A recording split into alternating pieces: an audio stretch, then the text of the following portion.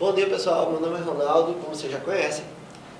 Estou gravando essa aula para o 7º A e o 7º B, mas antes do início, quero pedir a vocês, gente, paciência, se cuide. Estamos passando por um momento meio atípico, a coisa não está tão normal, mas a gente está dando o nosso jeito de estar perto, de estar próximo. O Sebasa está desenvolvendo essa forma, justamente para que a gente esteja em contato com vocês e vocês não fiquem ociosos e também não parem de estudar.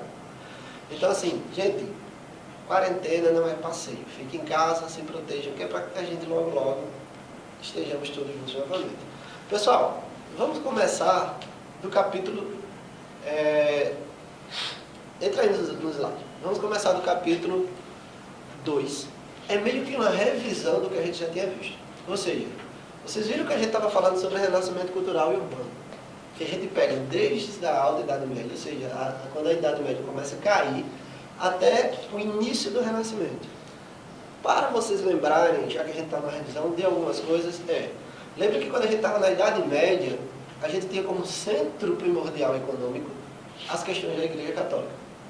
O teocentrismo, ou seja, tudo era baseado numa teoria voltada para Deus, a forma econômica de pensar, a gente via uma forma econômica totalmente estamental, ou seja, a sociedade não tinha uma diferença, ela não saía, ela não tinha uma mobilidade. Se você nasceu como um servo, você seria um servo até morrer. Se você nasceu como um nobre, você seria um nobre até morrer. Não tinha essa divergência, não tinha essa saída de um para o outro. Eram sociedades estamentais, presas em determinado local. Voltando para o slide, vocês vão ver, por exemplo, que havia um processo de ruralização da produção. Eles tinham como foco principal, nesse período, o campo. Era o feudo. O feudo era o poder. Feudo quer dizer terras.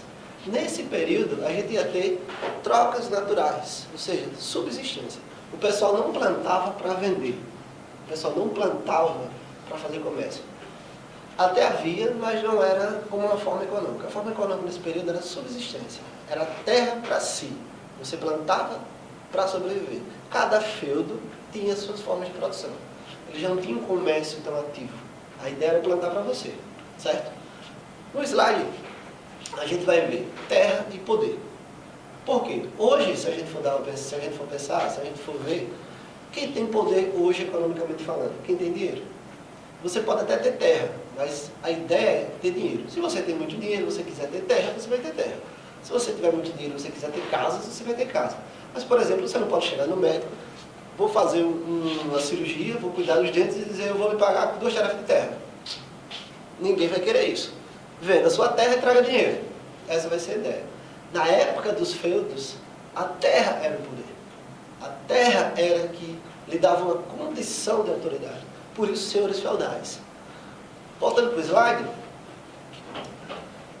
vamos ter poder fragmentado. O que isso quer dizer? Existia um rei, existia uma sociedade, mas ele era mais fictício. Quem mandava de fato eram os senhores feudais. As leis eram individuais, as regras eram individuais, até algumas moedas eram individuais. Não tinha uma fragmentação, não tinha um Estado formado no sentido de poder. Existiam os reis, existia um Estado, mas esse Estado era desfragmentado. Não tinha uma harmonia entre eles. Cada um fazia sua lei, cada um fazia o que queria. Por isso, senhores feudais. Só que lembrando que nesse período a maior senhora feudal era a igreja. Como ela era a maior senhora feudal, ela ditava para a maioria das pessoas o que era certo e o que era errado. E tudo estava dentro dos princípios fundamentais da religião, nesse caso católica. Lembrando que até esse momento a gente não tinha tido a reforma protestante, então não existia o protestantismo. Era tudo dentro do catolicismo, isso a gente falando aqui no sentido ocidental, do lado do mundo. Então, a igreja dizia o que era certo e o que era errado. Então você, enquanto servo, você não podia questionar os poderes da igreja. Porque se você estava ali, foi porque Deus quis e Ele sabe o que está fazendo. Então você não pode questionar. Você nasceu na condição de servo e você nasceu para servir o senhor feudal.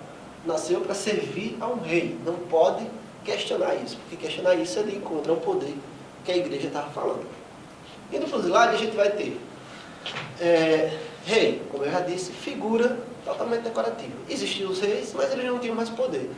E as ideologias que dominavam nesse período, como eu já falei para vocês, eram as ideologias católicas. A igreja dizia literalmente o que era certo e errado. Ao ponto de se alguém questionar, não aceitar o que um padre falava, ele era queimado. Ele era considerado como herege, ele era considerado como alguém que não podia estar perto da sociedade. Então, você era obrigatoriamente, você tinha que aceitar o que a igreja falou. Dizer para um padre que ele estava errado, questionar a autoridade dele, podia levar você à morte, literalmente falando. Você morria queimado, você era excomungado, você era expulso. Na melhor das hipóteses, você seria jogado para morrer de fome. Geralmente você era queimado, você era um herege. Voltando para o slide, a gente vai ver, por exemplo, como eu já disse, a gente vai ter uma transição agora, lembrando que a gente está saindo da alta idade média, assim, da baixa idade média, a idade média vai ter determinados problemas, e a gente vai entrar em um processo de subsistência para o início de um mercado. Por quê? Vamos ter um período, como eu já tenho falado para vocês, que nesse período, como a gente vivia de subsistência, isso quer dizer, não tinha um mercado de troca, as pessoas plantavam o que comiam. Só que como esse poder desfragmentou, cada feudo tinha a sua forma de se virar agora, o que aconteceu? Querendo ou não, foram criando algumas tecnologias, as charruas, que eram uma espécie de arado. Isso foi criando uma comodidade, alguns grupos deixaram de atacar os outros, cada um meio que, entre aspas, no seu quadrado. Isso deu a possibilidade de aumentar um pouquinho a forma de alimentação, que de início foi bom. Tem má alimentação, as pessoas começam a guardar um determinado estoque. Só que aí tem um detalhe. Se você não está com medo da guerra, você não está com medo da alimentação, porque tem, até está sobrando, isso vai fazer com que as pessoas façam meninos, produzam filhos. Automaticamente vai aumentar a quantidade de pessoas. Mas lembre, nesse período era limitado. Enquanto a gente produzia, nasciam meninos à torta e direita. E não tinha uma tecnologia suficiente para manter todo mundo. Isso aconteceu e começou a ter o quê? Escassez de alimentação. E aí começa o problema. As pessoas começaram a ser expulsas dos feudos, porque não dava para se alimentar. Inclusive até os nobres. Como a gente estava vivendo num período feudal, na ideia dos nobres, então o filho primeiro, o primogênito, é que geralmente tinha o direito de ficar dentro do feudo. O segundo filho, ou se fosse mulher, rua, fora, se vira. Isso começou a trazer e criar mais do que nunca uma sociedade chamada burguesia.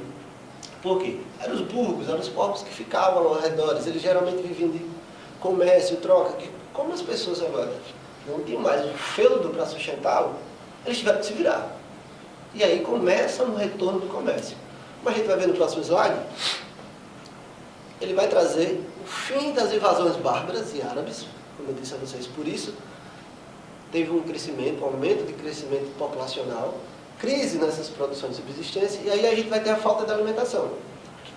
Ou seja, vamos ter uma marginalização e uma violência exacerbada. Se você não tem mais como ficar dentro do feudo, você não tem mais como se alimentar, você não tem mais como comer, automaticamente você vai à margem. Margem nesse sentido quer dizer, ele está à margem, ele está ao lado, ele está fora da sociedade. Não é o termo marginal que a gente tem hoje. Hoje, quando fala marginal, a gente já pensa o quê? O bandido, o ladrão e tal. Mas se a gente for fazer uma analogia, o bandido, ele também está à margem da sociedade. Você não quer ter um bandido dentro de casa. Você não quer ter um marginal no nosso meio. Então, esse teor, essa ideia da margem, continua alguém que está fora da sociedade. E é o que aconteceu com a galera. Como eles começaram a ser marginalizados, a violência aumentou. Eu não tenho o que comer, então agora eu vou roubar. Eu vou matar, eu vou tentar tomar terras. E aí tem todo um caos nesse período medieval. Voltando nos slides, vamos ter revolução tecnológica. Como eu disse, charrua, drenagem. Isso foi bom de início, mas isso trouxe um prejuízo grande. Trouxe um excedente de produção, mas também automaticamente várias pessoas começaram a nascer e teve uma escassez. E a partir desse momento tivemos uma intensificação de trocas. O pessoal começou a tentar se virar, já que estava faltando comida, com outros grupos. E isso trouxe o que a gente vai ter: feiras, moedas, mercados, vendas, lucros, empréstimos, acumulação. Com isso, os feudos começaram a perder aquela autoridade. As pessoas começaram a perceber que não só tinha terra para você sobreviver. Você podia ir para as feiras, você podia fazer as trocas dos produtos, você podia negociar, você podia... Eu tenho saco de amendoim, eu tenho um saco de milho, eu tenho um saco de batata, então vamos trocar. Eu não preciso mais estar dentro daquela terra e só produzir. Eu posso agora trocar. Eu posso fazer um comércio. Com isso, as pessoas começaram a criar o retorno do comércio. E as terras, os poderes, os senhores feudais começaram a ficar sem tanta força. Volta para o slide. A gente vai ter a subsistência versus o mercado. Vamos ter o início do capitalismo. O capitalismo é a forma econômica justamente de comprar, de lucrar. Como antes, no feudalismo, a gente tinha subsistência, ou seja, você tinha que plantar para sobreviver. Quando entra no mercado, você não necessariamente tem que plantar, você tem que ter a mercadoria. Então o cara que plantava, ele se virava dentro dos seus feudos, sustentava todo mundo. Como muita gente foi expulsa dos feudos, foram marginalizados, eles agora não necessariamente eles precisavam plantar. Eles tinham que adquirir mercadoria. Com isso vai girar um mercado, vai girar um negócio, vai girar o capital. Então agora eu não estou preso mais à terra, eu só tenho que ter a mercadoria. No slide, vamos ter corporações de ofício. O que é isso? Para não ficar tão solto, eu boto o preço que eu quero, eu faço o que eu quero, eu digo que o preço que eu quero. As corporações de ofício eram espécie de associação de artesãos. Eles começaram a se organizar, se proteger, para ter um preço real ou ter um preço próximo entre todos eles. Porque imagine só, se cada local, cada artesão, o cara fazia sapato, e eu dizia que aqui na minha corporação de ofício, na minha oficina, eu fazia um sapato por um preço X e o cara do outro lado fazia um preço Y, e ia começar a ficar meio desorganizado. Então eles criaram as corporações de ofício. É uma espécie de um sindicato, o início de um sindicato. Para se proteger, ele tem um preço padrão. Dessa forma, eles tinham como um proteger o outro. Se alguém está na necessidade, se alguém está sendo prejudicado, se alguém não está tendo comércio, eles se protegiam, porque eles também pagavam determinada quantidade para essas corporações de ofício garantir a sua segurança e também o seu comércio. Voltando para o slide, a gente vai ver também outra coisa importante que vai ser chamada guildas, que também são corporações, também são organizações, só que elas estão voltadas aos mercados. É uma forma menor, meio que local. Então vamos ter as guildas, que são as formas de corporações menores, de mercados menores, que vão se proteger, e as ligas hanseáticas, ou RANs, que também vão ser organizações. Então percebam, a gente saiu de uma ideia central de estados ou de formas individuais de feudos, entrando no mercado. E o povo começou, dentro desse mercado, se organizar para ter uma forma de sobrevivência. Moedas iguais, mercados iguais, grupos iguais. A galera começou a se proteger, justamente para não estar meio solto. Lembrem que agora a onda é o mercado, é o capitalismo que está entrando. Então, se deixar solto, se deixar como quer, pode quebrar todo o resto. Então, com essas ligas, eles conseguiram se proteger. Com essas corporações, com esses preâmbulos, eu posso dizer, com essas origens desses grupos, desses sindicatos, a galera começava a ter uma possibilidade de troca e venda. E veja como isso vai gerando e vai tirando o poder dos senhores feudais. Por isso, crise do sistema feudal. Voltando para o slide, a gente vai ver transformações de pensamento na Idade Média. Moderna, aliás, desculpa aí. Gente, lembre que quando a gente começa a ter uma nova forma econômica de pensar, ter uma nova forma religiosa de pensar, ter uma nova forma social de pensar, a gente vai ter transformações econômicas e sociais. Como era que o pessoal da Idade Média pensava economicamente falando, religiosamente falando, culturalmente falando? Totalmente voltado ao que a Igreja Católica na época falava. Então o que a Igreja falava, o que a Igreja dizia, era o que de fato valia. Quando o pessoal começa a ver, por exemplo, que os padres não tinham todas as razões e você poderia viver em um outro meio, você poderia ter uma outra realidade, e eles também tiveram contato, já que eles voltaram às feiras, eles começaram a ter contato com povos de outros locais. Povos de outras culturas, povos de outras religiões, outros meios de pensar. Então, eles também tiveram novas formas de socializar, tiveram novas formas culturais de pensar, tiveram novas formas econômicas. A gente, por exemplo, saiu de um período feudal, de subsistência, de plantação no campo, entrando no capitalismo, que é uma nova forma econômica. Agora é troca e venda, comércio. A gente saiu, por exemplo, de uma forma presa, onde se você não aceitasse o que a igreja falou, o que o padre falou, você poderia ser preso.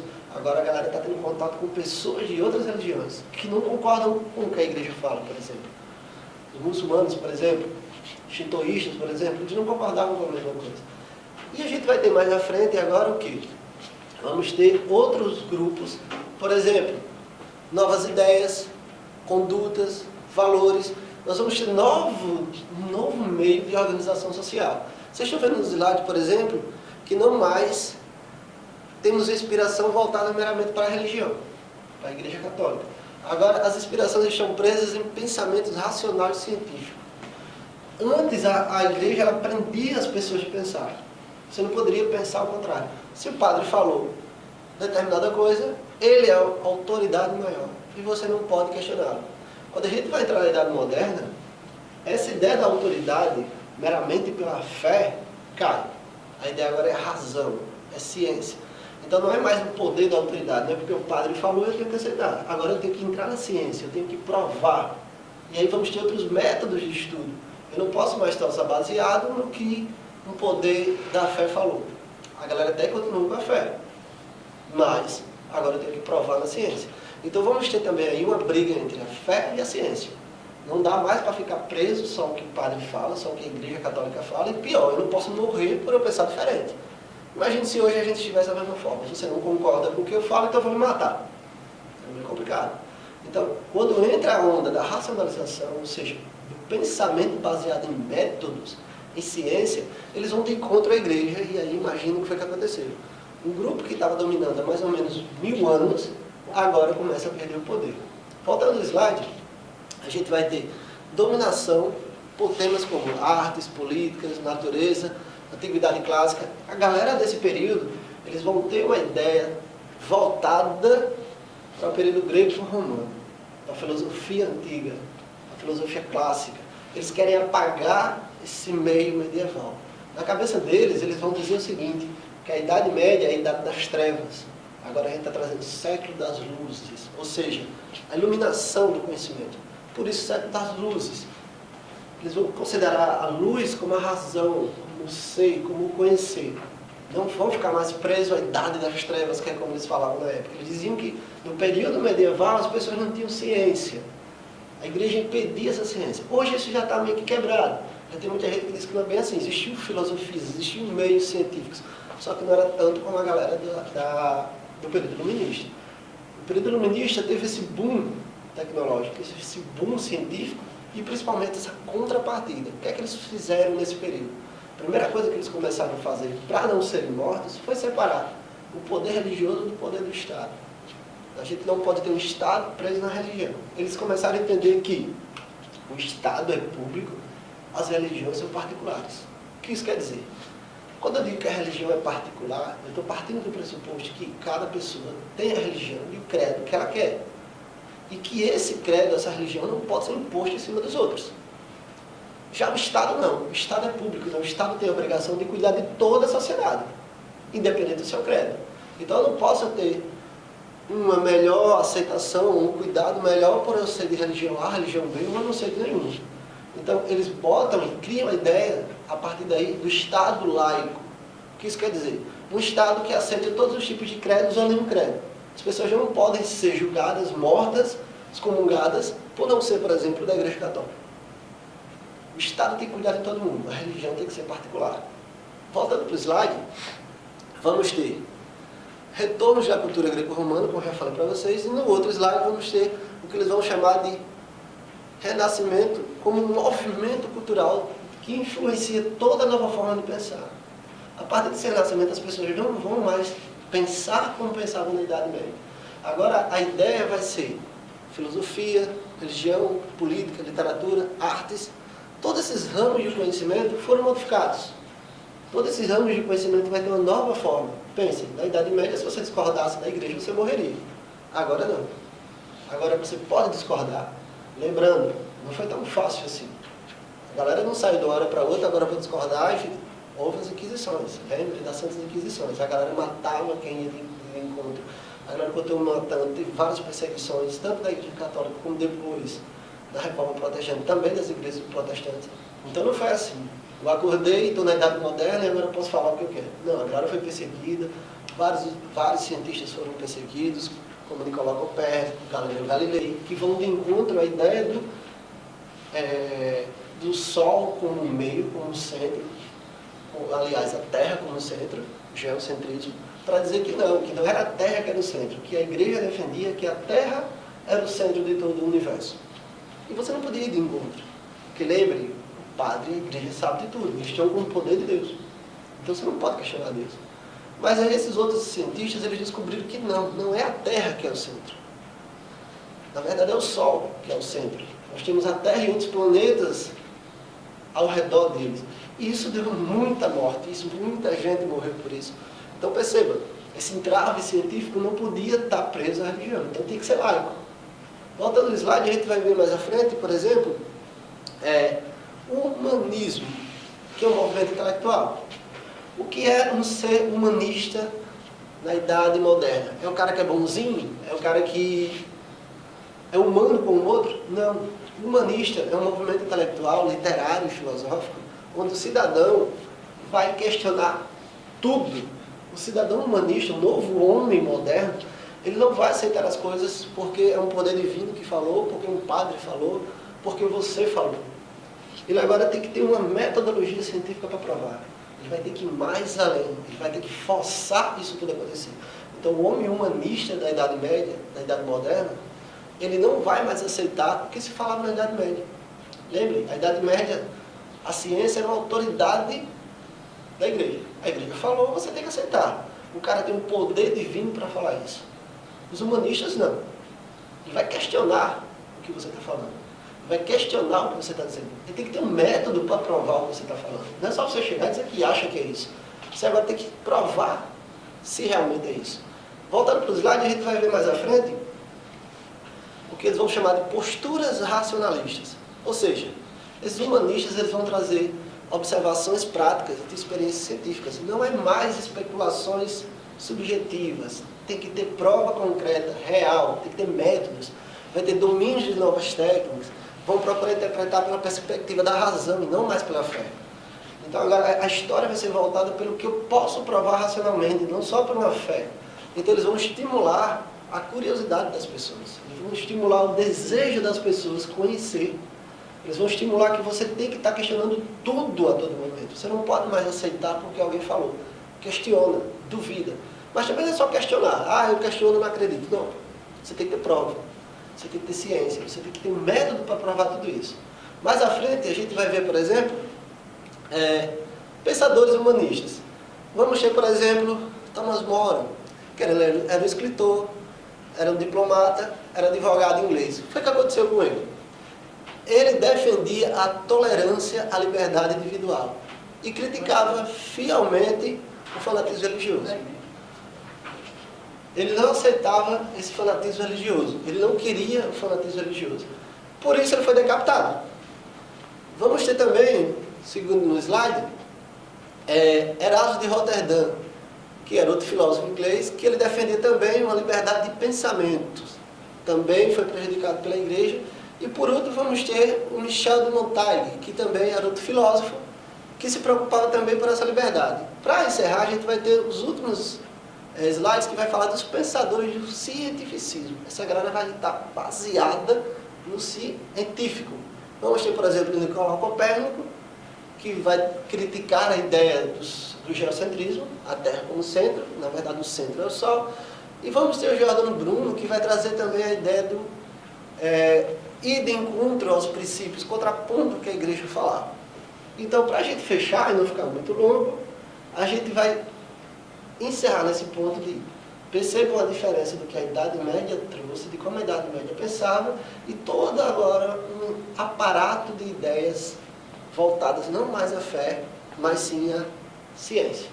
Pessoal, por hoje é só. Depois a gente continua com mais outras aulas. Espero que a gente logo esteja pessoalmente olhando para vocês, mandando vocês fazerem silêncio, deixar de falar. E, por enquanto, é só, pessoal. Tchau e até a próxima.